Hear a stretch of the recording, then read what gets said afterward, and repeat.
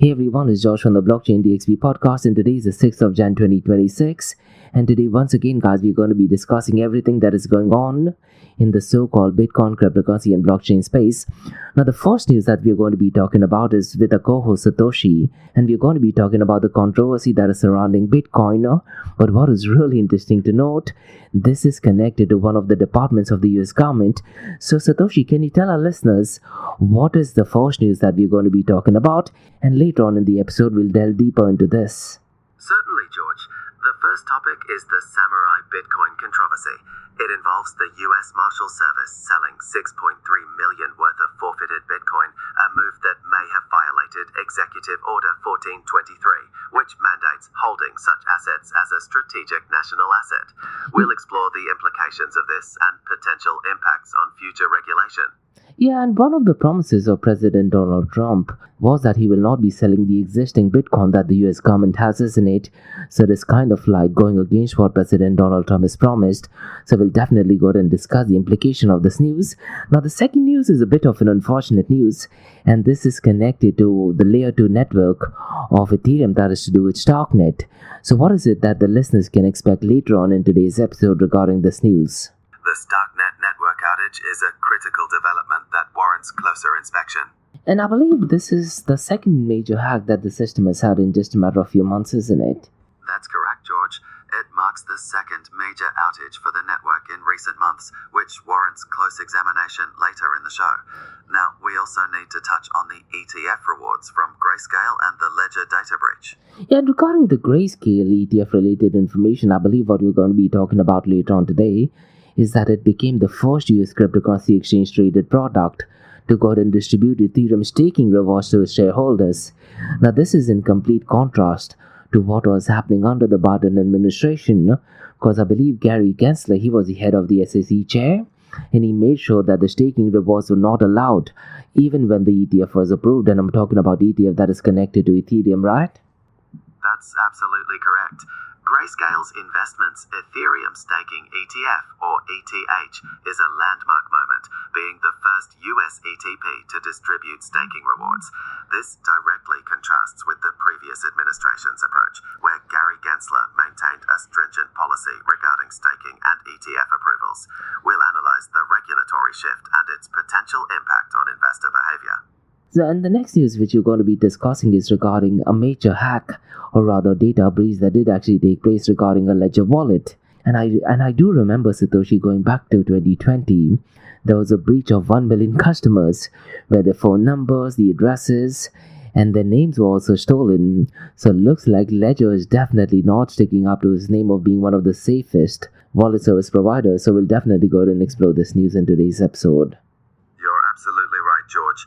The Ledger data breach, which resurfaced through their payment processor Global E, exposed customer names and contact info, despite the assurance that wallet funds are safe.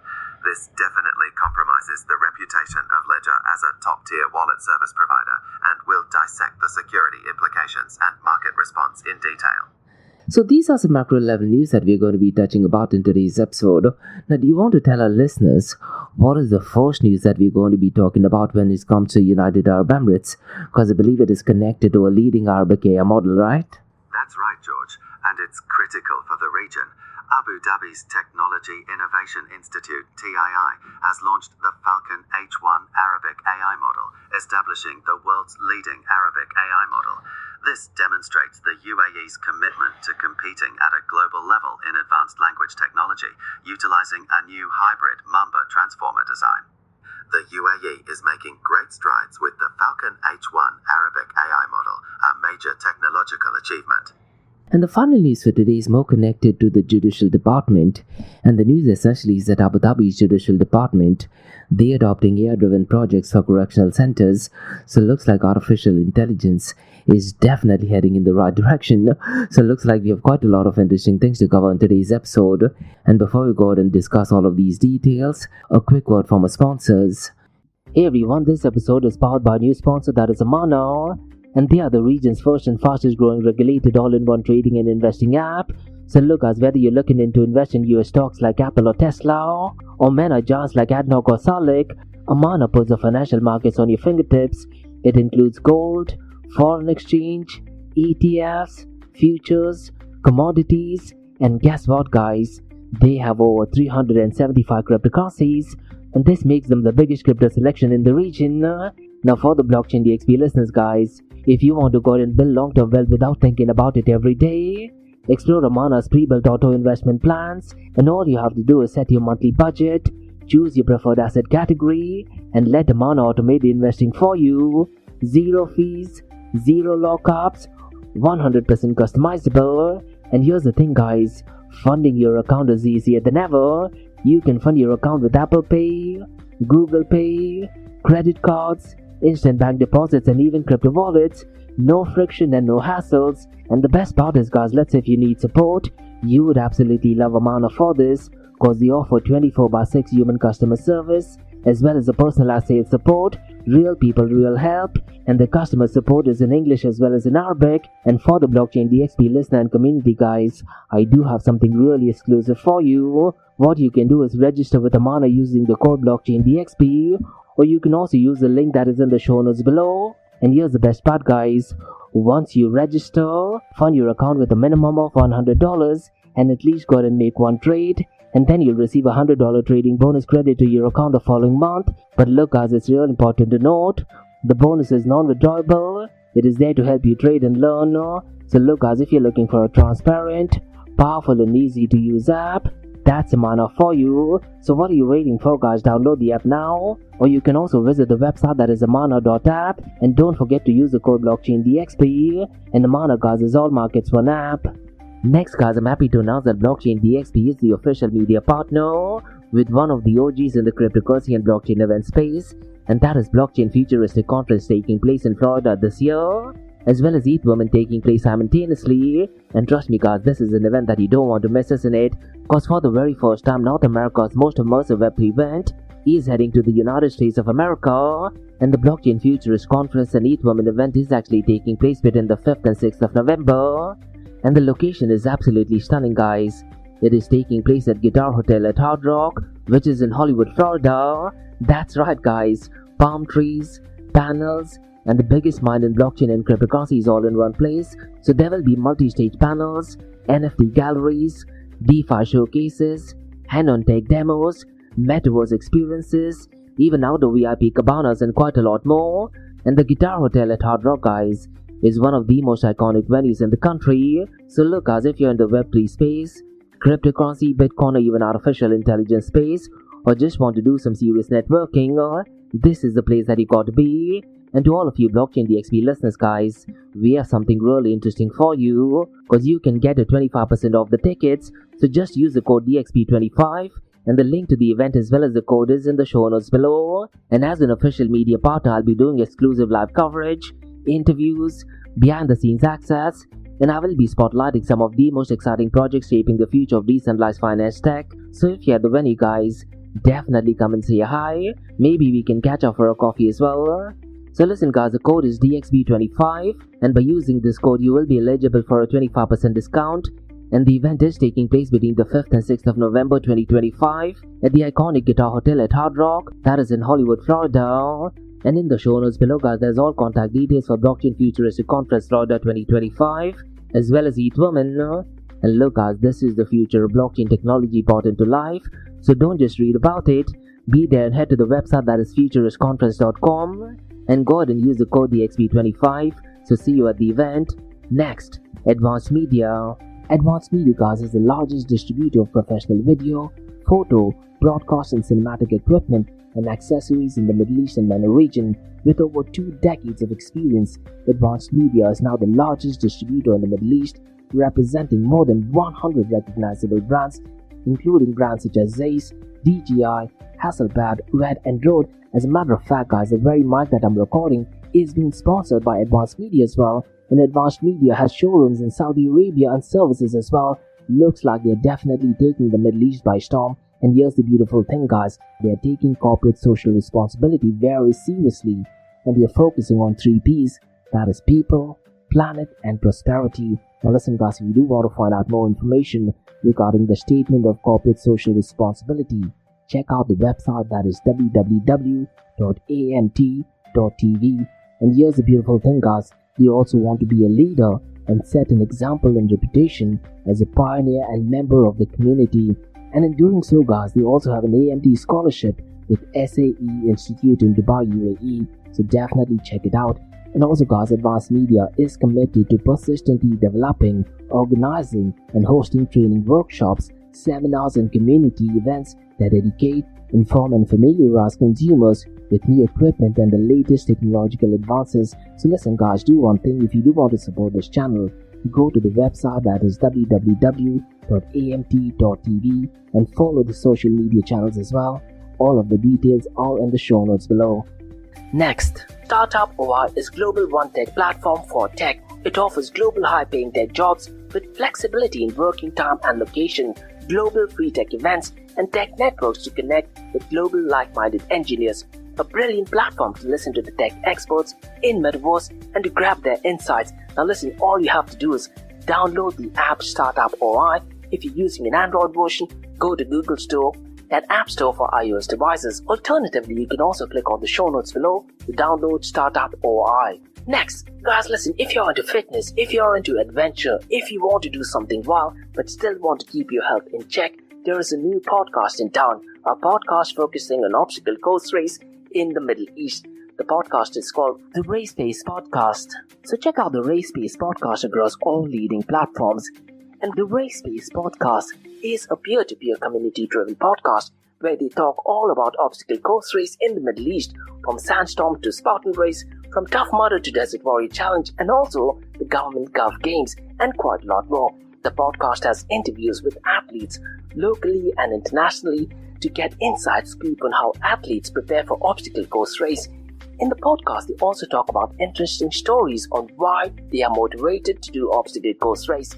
And that's not all. They also plan to release 7 NFTs. And these NFTs are no ordinary. These NFTs will represent every emirate in the UAE. And listen, guys, these NFTs are going to be absolutely massive. So do one thing, go to Spotify, go to iTunes, go to any leading podcasting platform, check out the Race Pace Podcast across all leading platforms. And finally, guys, not your keys, not your crypto. If you have dabbled with cryptocurrencies and now are seriously getting to protect your cryptocurrencies, there is no better way to protect it by using a hardware wallet. And this is where Ledger Wallet kicks in. And Ledger Wallets are hardware cryptocurrency wallets made by Ledger, a company headquartered in Paris, France. And Ledger's hardware wallets are multi-currency wallets that are used to store private keys for cryptocurrencies offline. And Ledger offers 2 hardware wallets, the Ledger Nano and Ledger Nano X wallets. They are world-class experts with extensive crypto security backgrounds. They continuously look for vulnerabilities in Ledger products in a constant effort to improve the level of security. Now, in today's world, securing these digital assets is a critical challenge, and this is where Ledger kicks in. So click the link below to buy your hardware wallet and support this podcast. It is a brilliant way to support this podcast. So what are you waiting for? The link is in the show notes below. Now, guys, is you taking care of that? Let's go ahead and kickstart by looking at the global cryptocurrency market. Now, what is the global cryptocurrency market showing, Satoshi, from your end? Looking at the global cryptocurrency market, we're seeing a total market cap of 3.32 trillion, George, indicating continued momentum and significant activity. So it looks like the arrest of Victor Maduro by President Donald Trump and his administration seems to be having a positive impact on the price of Bitcoin and cryptocurrencies. Because Satoshi, what has happened since the announcement, the prices of Bitcoin and cryptocurrencies has bumped up. And more importantly, if you look at the trading volume since the last 24 hours, it is actually up by 2.15%. And the market sentiment right now is at neutral. And the number associated is 49. Now, what is really interesting to note, according to me, is the inflows in the world of ETF. Because for the second day in a row, the ETF inflows is up by well $500 million. Since the last 24 hours, it is up by $645.8 million, isn't it? So what does this ETF-related information talk about the prices of Bitcoin and cryptocurrencies based on your understanding?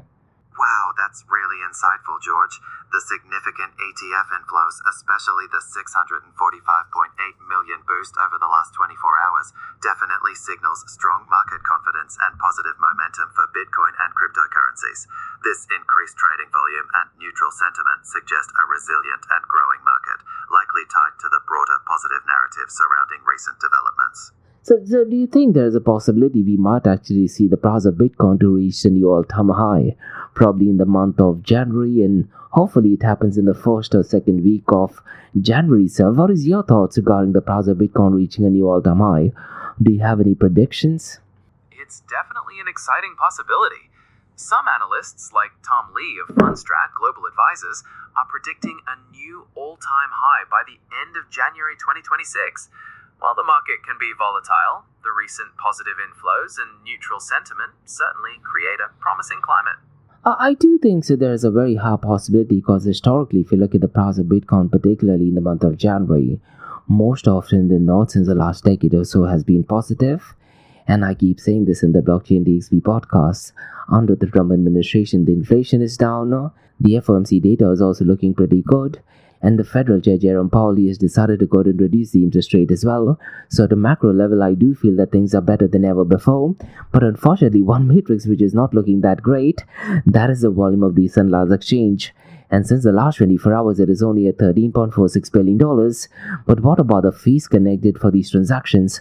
What do you think is the total fees that would have been charged for the transactions worth $13.46 billion? That's a great point, George. And the fees can vary quite a bit.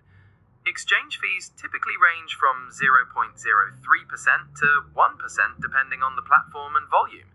Plus, there are also network fees built into the cryptocurrencies themselves. So while $13.46 billion is a massive volume, the total fees would be quite complex to calculate precisely. What other metrics are catching your attention? The exact amount is $72.23 million. Now, that is ridiculously low considering the fact that the transaction volume is $13.46 billion. The other matrix that is really interesting is the total value locked. It is actually pumped up to $127.23 billion. Now, according to me, Satoshi, this particular matrix of total value locked can be correlated to another matrix called as digital asset treasury inflows, because since the last 3 weeks, this number is on an uptrend, and the digital asset treasury inflow since the last 24 hours is marginally pumped up, and today it is at $4.81 billion. Now, one matrix which I personally keep an eye on, Satoshi, that is the decentralized to centralized exchange dominance. And today it is well above the 40% mark. It is at 40.51%. So looks like things are definitely heading in the right direction when you're talking about an all-time high potentially for the price of Bitcoin this the month of January, in my opinion. The surge in total value locked and digital asset treasury inflows definitely paints a bullish picture, aligning with that potential January all-time high. It's interesting how the decentralized exchange dominance is also climbing, showing a dynamic market despite the lower transaction volume. Now let's do one thing, Satoshi. Let's go ahead and look at the 24-hour volume of decentralized exchanges. And for the very first time, for the second day in a row, Meteora is at number 1. But the crazy thing is that the volume is well above the $2 billion mark. It is at $2.19 billion. Can you tell our listeners what is the second and the third one? Uniswap is leading with an impressive $2.02 billion in volume, and Pump is right there with a strong $1.27 billion. Yeah, and PancakeSwap is at number 4th with $1.12 billion, and Umidify is at number 5th with a volume of $1.05 billion. Now, based on my experience, Satoshi, it's very rare that we see the top 5 decentralized exchange volume above the $1 billion mark, but I wouldn't be surprised if Uniswap tomorrow is at back to number 1 position. No? So let's see what the decentralized exchange has in store for us for the rest of this week. Now let's go ahead and discuss the volume of stablecoins. Now, according to me, Satoshi, this number is still ridiculously low. Now, Tether USDT is still leading the pack, but its 24-hour volume is $100.78 billion. Circle USDC is at number 2nd, and its volume is $15.52 billion. And FDUSD is at number 3rd with a volume of $4.49 billion. Now, according to you, Satoshi, what would happen, let's say, if the volume of stablecoin increases? What kind of correlation do you think it will actually have for the price of Bitcoin and cryptocurrencies? And can you give any reason as to why that correlation does actually make sense? A surge in stablecoin volume is often a fantastic indicator of heightened trading activity and potential positive movement for Bitcoin and the broader crypto market. It suggests more capital is ready to enter the market, potentially driving prices up. Yeah, let's see if that thing does actually happen in the next 24 to 48 hours. Now let's quickly run to the dominance of Bitcoin and Ethereum. Now Ethereum's dominance is at 11.80%, whereas Bitcoin's dominance has actually fallen down, and today it is at 56.80%. But here's the thing, Satoshi, looks like a lot of activity is actually taking place in the world of XRP. And in the episode that we talked about yesterday, we actually discussed how Ripple has overtaken the volume of Binance BNB coin, and right now it is at number 3rd position. Now regarding the 24-hour trading volume of Bitcoin, it is currently at $46.44 billion, whereas Ethereum, despite the outage on starknet, it is around the $25.54 billion mark, right? Ethereum's dominance is at 11.80% and Bitcoin's is at 56.80%. And you're right, XRP is definitely generating a lot of excitement, overtaking Binance BNB and reaching 3rd position. The significant trading volumes for both Bitcoin and Ethereum underscore the dynamic nature of the current crypto landscape. But unfortunately, if you look at the market cap of Bitcoin, it is still below the $2 trillion mark. It is at $1.87 trillion. And Ethereum right now is at $391 billion. Now earlier on, we talked about the price of Bitcoin potentially reaching a new all-time high. If that thing happens, Satoshi, I do feel that the market cap of Bitcoin may actually cross the $2 trillion mark. And something which we touched base in the episode that we discussed yesterday, I do believe that the market cap of Ethereum may also cross the $400 billion mark. Now what I want to do next, Satoshi, is I want to look at the top meme tokens by market capitalization. Now based on your understanding, what do you think, which meme coin do you think is leading the pack so far as the market cap is concerned? Based on the latest data, Dogecoin is triumphantly leading the meme coin market capitalization. Yeah, Dogecoin is leading by a significant volume. It is in fact almost 10 times than that of Shiba Inu, which by the way whose market cap is at $5.47 billion, and Dogecoin's market cap is at a staggering $25.56 billion. What about Pepe, and how much do you think its market cap currently is? Wow, that's a massive difference. Pepe is also making waves with a staggering market cap of $2.90 billion. This highlights the incredible power and vibrant community driving the meme coin space. Now Memeco is not far behind Pepe Coin, but its market cap is below the $2 billion mark. It is at $1.95 billion. And finally at number 5th is Official from Memecoin, but its market cap is only at $1.11 billion. Now look, the market cap of the Official Trump token was below the $1 billion mark, but because of the Trump administration going ahead and capturing Victor Maduro from Venezuela, looks like his popularity has increased, and along with the prices of Bitcoin and cryptocurrencies pumping up, looks like the meme coin has pumped up as well. Now let's do one thing, Satoshi. Let's go and look at the king of all kings, that is Bitcoin, no? Because the price of Bitcoin since the last 24 hours is actually up by 1.68%, and right now it is at $93,877. And here's the thing, since the last 7 days, it is actually up by 7.42%. Ethereum's price is mildly energetic, up almost 3% to $3,246. Since the last 7 days, it is up by 10.20%. Now, Ripple is also looking pretty good since the last 24 hours. Satoshi is up by 12.40%. And right now, the price is $2.38. But here's the thing, Satoshi, since the last 7 days, it is actually up by 27.87%. So looks like the XRP army will definitely be excited regarding this news, because in the final quarter of 2025, Ripple or XRP was definitely not looking that great. Now let's go ahead and discuss some important controversy in the world of Bitcoin, Satoshi. Do you want to tell our listeners what is the controversy regarding the Bitcoin that was held by Samourai's developer? Regarding the controversy surrounding the Bitcoin that was held by a Samourai developer, there were concerns about the handling and distribution of those funds, leading to discussions about transparency and trust within the community. Yeah, and Satoshi, this news did actually happen on the 3rd of November 2025. So essentially what happened is that the US Marshal Service, which was acting under the Department of Justice, looks like they appear to have sold $6.3 million worth of Bitcoin, which by the way was forfeited by Samourai wallet developer Keon Rodriguez and also William Longren as part of the plea deal. Now can you tell our listeners what was the total amount of Bitcoin that they actually had at that point of time? The total amount of Bitcoin sold was 57.5535. And to our listeners, here's the thing, this amount of Bitcoin was actually transferred from Rodriguez's address directly onto a Coinbase Prime account. But if you go ahead and look at the Primebase account, currently it shows zero balance. Now from a philosophical point of view, when you talk about Bitcoin, all of the transactions are publicly verifiable for absolutely anyone to go ahead and check it. So what I'd really urge our listeners to do is, If you actually want to go and look at that specific public address, Bitcoin Magazine has actually put out the public address, and you can actually go and check it yourself as well.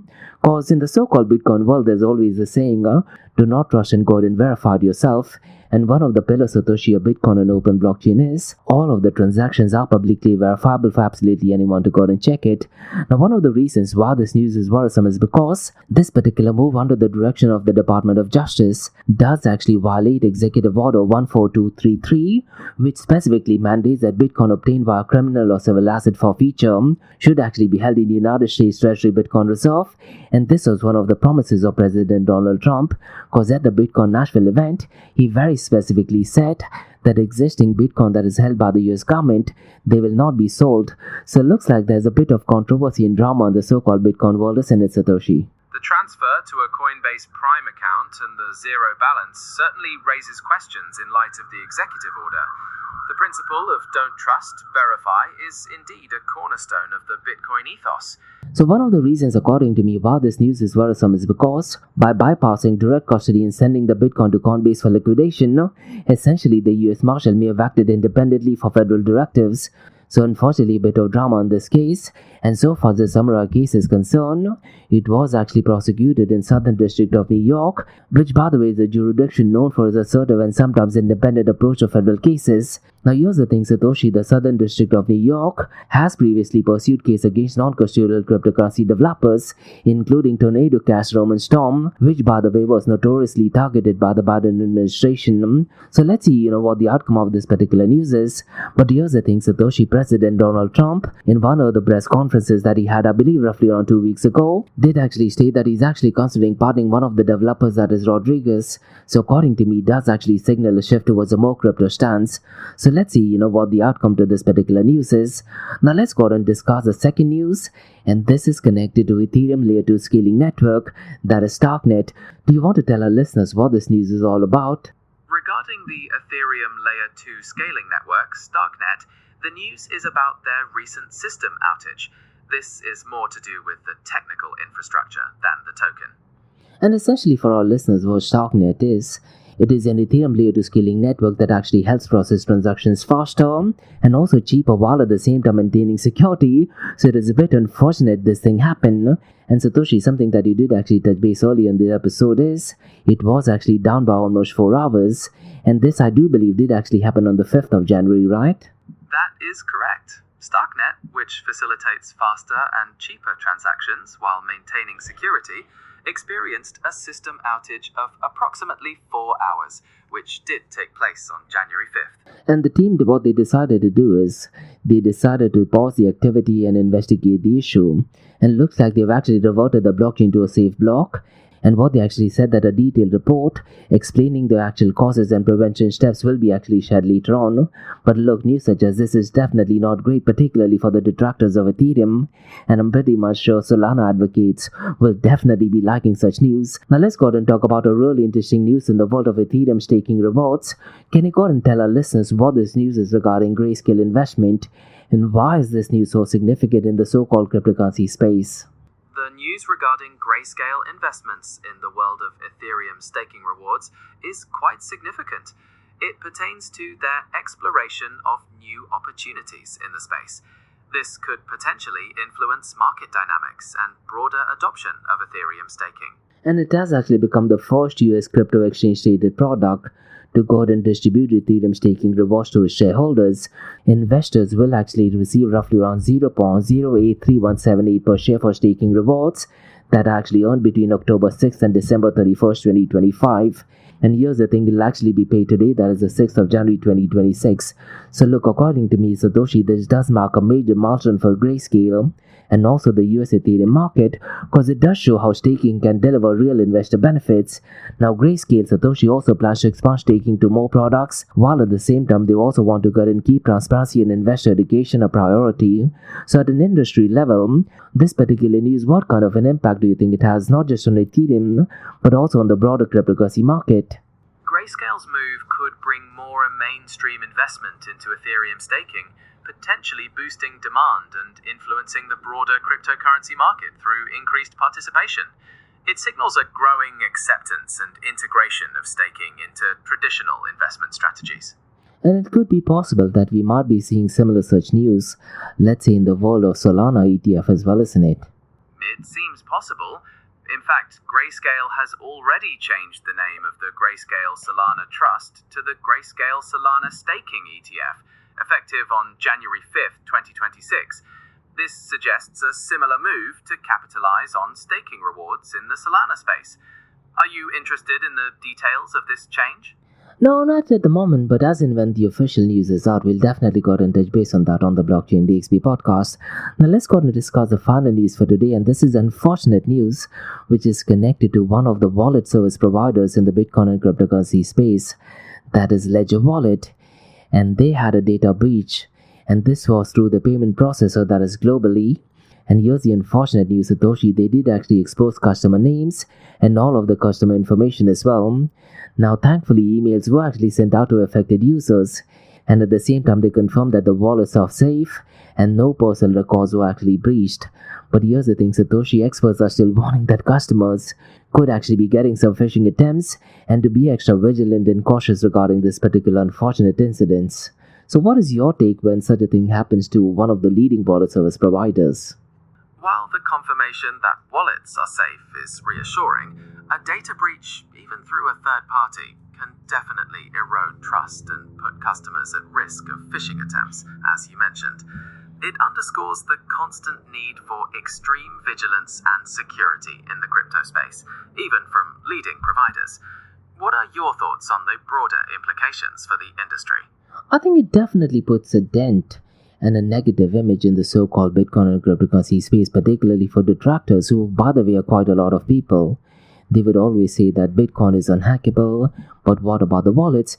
Now, something which I did actually mention at the beginning of the episode, Satoshi, is that back in 2020, Ledger did have a breach of 1 million customers, and their names, addresses, and phone numbers are still being sold right now, and they're sold right now for a ridiculously lower amount. Now, what is the advice that you'd like to give to listeners who actually go and use Ledger wallets? Is there any specific advice you'd like to tell them? In light of those past incidents and the recent breach, the most important advice is to practice extreme caution. Users should be vigilant against phishing attempts, never sharing private keys or personal information. It's also crucial to diversify security measures and stay informed about potential risks. Ultimately, relying on the principle of don't trust, verify remains paramount. You're absolutely spot on, and thank you so much for that particular advice. So these were some macro level news, guys, in the Bitcoin, blockchain, and cryptocurrency world. Now let's go ahead and look at two news from Dubai, UAE, and the Middle East. Satoshi, do you want to take a lead regarding the first news that is connected to the world's leading Arabic AI model? And this is to do with Falcon H1 Arabic, isn't it? The news is about Falcon AI, the world's leading Arabic AI model. It has reached a significant milestone.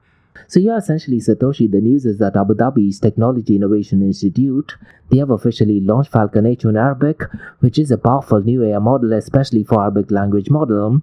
And so far as Falcon H1 Arabic model is concerned, it does actually use a new hybrid number transformer design, which actually helps it to think fast and give more accurate answers. And this new model, Satoshi, is now ranked among the best AI models, and this is on the Open Arabic LLM leaderboard, right?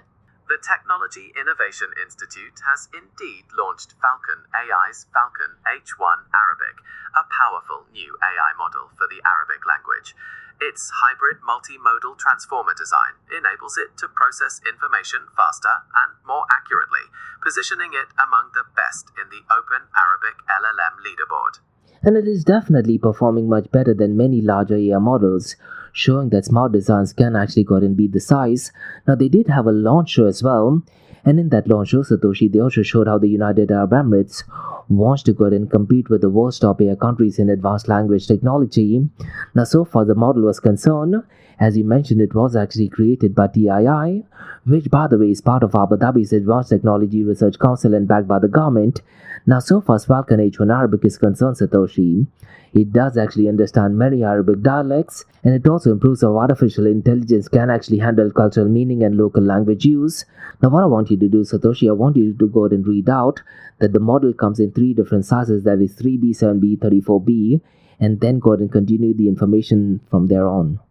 Yes, the launch did demonstrate how the UAE is aiming to compete with the world's top AI models, emphasizing their commitment to advancing AI capabilities. The performance of Falcon H1 against larger models is a key part of that narrative. The model comes in 3 different sizes: 3B, 7B, and 34B. It was created by TII, part of Abu Dhabi's Advanced Technology Research Council, and backed by the government. The model supports multiple Arabic dialects and enhances AI's handling of cultural meaning and local language use. Can you give us a breakup of what this 3B, 7B, and 34B means, and how do they compare themselves against each other?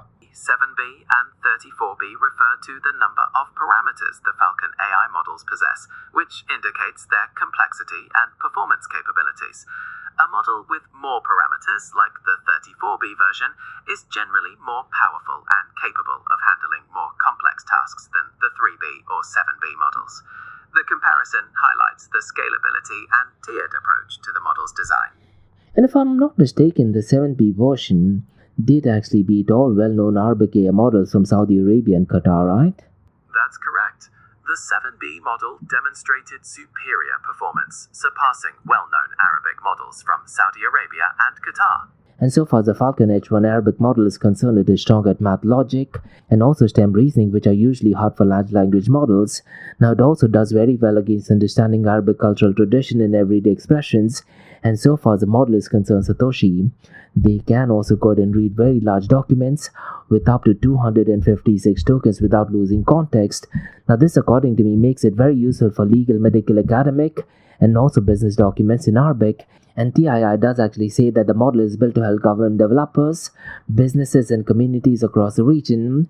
So look, overall, Satoshi, I do feel that this news is absolutely great for the UAE economy. And also when you talk about artificial intelligence, it is great that the model is already available for public use, and this can be done to TI's Falcon AI chat platform. Now let's go ahead and talk about the second news. Do you want to tell our listeners what the second news is all about? Because it is connected to Abu Dhabi's Judicial Department, and they're adopting AI-driven projects for correctional centers, right? The second news is about the Abu Dhabi Judicial Department, which has adopted AI-driven projects for correctional centers. This aims to enhance services and efficiency. And the project, I believe, focuses on smart security systems that does actually help monitor facilities and improve overall safety. And here's the thing, behavioral detection systems are being introduced to spot risk early and respond quickly to incidents. And rapid response technology will actually help authorities act faster, particularly during emergency inside correctional centers. And here's the interesting and crazy thing, a new digital inmate request management system will connect inmates directly with the courts. Now, do you think there are notorious actors, particularly inmates who will go ahead and try to manipulate this if given a chance? While the potential for manipulation exists, the implementation of smart security systems, behavioral detection, and rapid response technologies are intended to mitigate those risks. The new digital inmate request management system is designed to create a direct, transparent connection with the courts, adding another layer of oversight. The goal is to balance inmate needs with facility security. That's a great and valid point, and I do feel that this particular system makes it easier for inmates to access their legal rights in an extremely fast and more transparent way. So definitely brilliant news. So definitely great initiative. And if you look at it, it does actually support Abu Dhabi's wider push towards digital transformation and automation in justice services. Now, according to me, Satoshi, these changes aim to strengthen the rule of law, while at the same time improving service quality and efficiency. And the senior officials did actually confirm that the project does actually follow direct guidance from the UAE leadership. Now, so far as AI tools are concerned, I do feel Satoshi will actually reduce the need for human intervention, but at the same time, it will actually increase safety inside facilities. And this is something which you touch base on as well, isn't it? Yes, the projects are indeed aligned with the UAE leadership's guidance and aim to support digital transformation and automation in justice services. The focus on smart security and behavioral detection is directly intended to reduce human intervention while increasing safety within correctional facilities, as you noted. And do you think, Satoshi, are there some similar such news taking place in other parts of the world? Do you know any other present facilities who are trying to do something similar to what we just talked about in Abu Dhabi? yes, there are similar initiatives being explored and implemented in other parts of the world. For instance, in the United States, there are projects focused on using AI for re-entry programs, such as for resume building and interview preparation, to help inmates successfully reintegrate into society. There's also discussion around the use of AI for surveillance and monitoring systems in correctional facilities, similar to what you discussed in Abu Dhabi. That's really interesting. And what do you think are the potential threats? Now, is there one particular advice that you'd like to give to governments, or rather judicial department, in order to ensure that the safety both of the government facilities and the inmates is absolutely relevant and relevant as well? I'd say the most crucial advice would be to prioritize transparency and ethical guidelines. Implementing AI in correctional settings brings up important concerns about privacy, bias, and human rights. Clear regulations and rigorous oversight are essential to ensure the technology is used responsibly and fairly, balancing public safety with the dignity and rights of inmates. The only thing I wanted to ask is, when you talk about blockchain technology, because this episode is all about blockchain, according to me, Satoshi, I don't think so artificial intelligence can actually merge with blockchain technology yet. So what I want you to do next is, I want you to give us one argument where blockchain technology needs artificial intelligence, keeping the news regarding Abu Dhabi Judicial Department adopting AI-driven projects for correctional centers, and the second one is why artificial intelligence needs blockchain technology. That's an interesting point. When considering Abu Dhabi's judicial centers, you could argue that blockchain needs AI to streamline complex processes. AI could analyze vast amounts of data within the secure, tamper-proof records managed by blockchain, improving efficiency and accuracy in areas like case management or predictive analysis for safety. Conversely, artificial intelligence needs blockchain to ensure trust and security. AI systems can be vulnerable to manipulation, so blockchain's distributed, immutable ledger provides a verifiable and transparent record of data and algorithms, which is critical for maintaining public confidence in judicial applications. That's a really interesting part. Now, what I want to do is probably in the month of February, Satoshi, I do want to have a debate series called as Does Blockchain Need Artificial Intelligence? Or does artificial intelligence need blockchain technology? So what I'm going to be doing is whatever points you just talked about, I'll definitely have few questions regarding that, and I'll definitely go ahead and ask that to my interviews at that point of time. So these were the newscasts on the Bitcoin, blockchain, cryptocurrency, and artificial intelligence world from Blockchain DXB. In case if you like listening to this podcast, please click on the follow button, give it a 5-star rating, and share the word across. Now for the next few minutes, you got an Ask Me Anything series, where your listeners can ask any questions regarding Bitcoin, blockchain, beyond blockchain, cryptocurrencies, NFTs, DeFi, and Metaverse. So let's go ahead and start with the Ask Me Anything series, Satoshi. That sounds like a fascinating topic for a debate series. I'm ready to dive into the Ask Me Anything series whenever you are.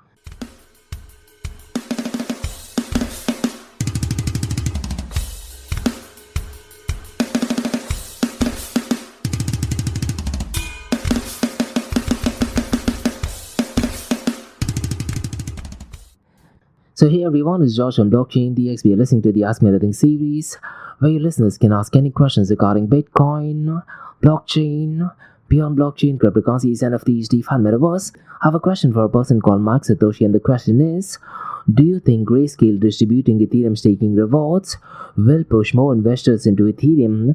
What is your answer to this question? Grayscale's distribution of Ethereum staking rewards could certainly increase Ethereum's appeal to institutional investors, potentially driving more demand. It's not the only factor. The broader crypto market trends, regulatory developments, and Ethereum's own technological advancements, like the progress on the Ethereum 2.0 updates, will also play a significant role.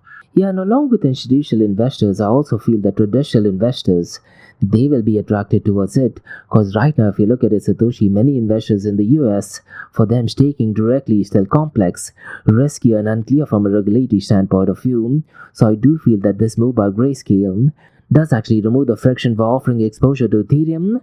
Plus, at the same time, they also offer staking rewards, so it does make life so much easier. Now, one of the reasons why I do feel Satoshi this news is important is because Ethereum is actually now turning from a more speculative tech asset into something that looks more like a yield-generating investment platform, isn't it? That's a comprehensive view. The move by Grayscale does seem poised to significantly simplify access to Ethereum staking for a broader range of investors, addressing the complexities and regulatory concerns you mentioned. This shift could indeed bolster Ethereum's perception as a yield-generating asset, potentially transforming its market position. And I do feel when investors do actually see real cash distribution Satoshi, it does actually make Ethereum easier to understand and also easier to justify in its portfolios. So definitely interesting news by Grayscale. So Mike, yes, I do feel that this particular move will actually push more US investors into Ethereum. And that's about all, guys, from the Ask Me Anything series on Blockchain DXB. In case you like listening to this podcast, please click on the follow button, give it a 5-star rating and share the word across. Remember, Monday to Thursdays we have Blockchain DXB podcast, where we cover top news and information. We also look at the latest technological development. We talk about different partnerships. We talk about technological upgrades, as we talked about some of them today. We also talk about geopolitics, because lately politics, whether we like it or not, is having a massive impact on the price of Bitcoin and cryptocurrencies, and also in the adoption of Bitcoin and cryptocurrencies. And then, guys, we look at 2 news from Dubai, UAE and the Middle East. We look at the latest technological development. And then we have the Ask Me Anything series that you're listening to right now, where you listeners can ask any questions regarding Bitcoin, blockchain, beyond blockchain, cryptocurrencies, NFTs, DeFi, and Metaverse. So thanks so much for listening, guys, and have a nice one. Bye-bye.